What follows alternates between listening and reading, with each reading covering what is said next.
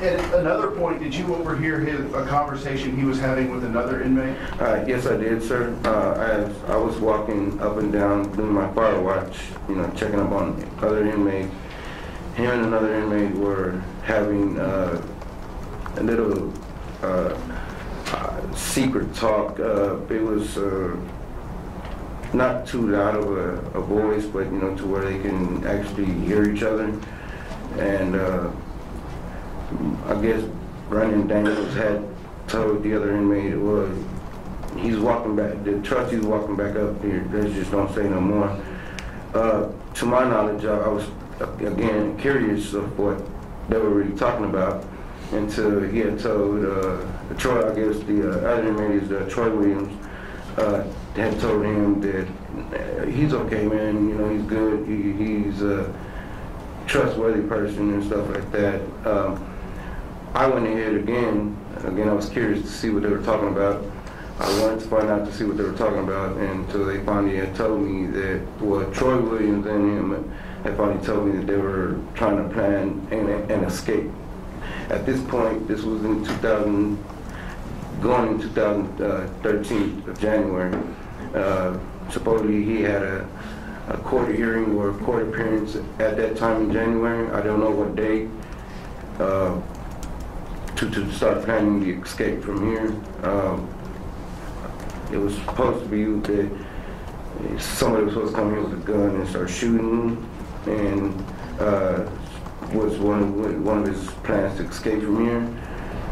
When you describe the escape event that Mr. Daniels and Mr. Williams were talking about, who did you first talk to? The first officer that I approached was Officer Krim.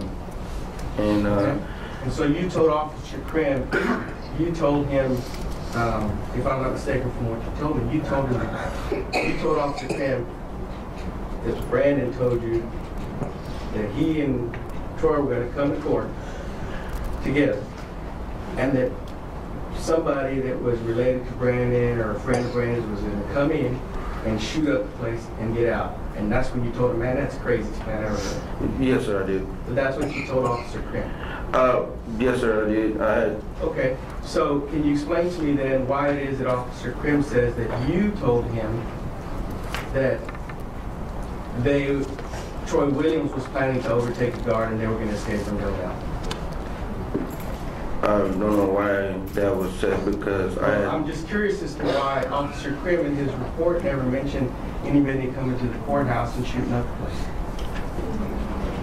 That's what I told him, and to my knowledge, that's what I told him. And if he didn't put it on his report, then because Officer Ferguson was the one that was writing it down.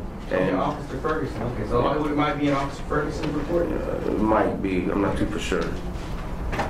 So it's curious because Officer Ferguson doesn't mention that at all. In fact, Officer Ferguson says that you told him that Brandon was going to pass Williams a spoon, and Williams was going to use the spoon to overtake the guard and grab his keys and escape. That's what you told that's what Officer Ferguson wrote down. He didn't write anything about shooting up the courthouse. Wow. I've never, like I said, it was the two officers that were talking. When I spoke to Officer Krim, I explained to him what had happened and what the situation was. Then when he told me to go back and sit down where I was supposed to be sitting down as fire watch, the two officers were the ones that were talking as behind the counter, and Officer Ferguson was the one that was typing in the words. So Officer Krim and Officer Ferguson both left out the fact that Brandon had told somebody to yes, sir, yeah. Right. They just didn't put it down like you told them. Huh? Yes, sir, and that's what I basically told Officer Krim.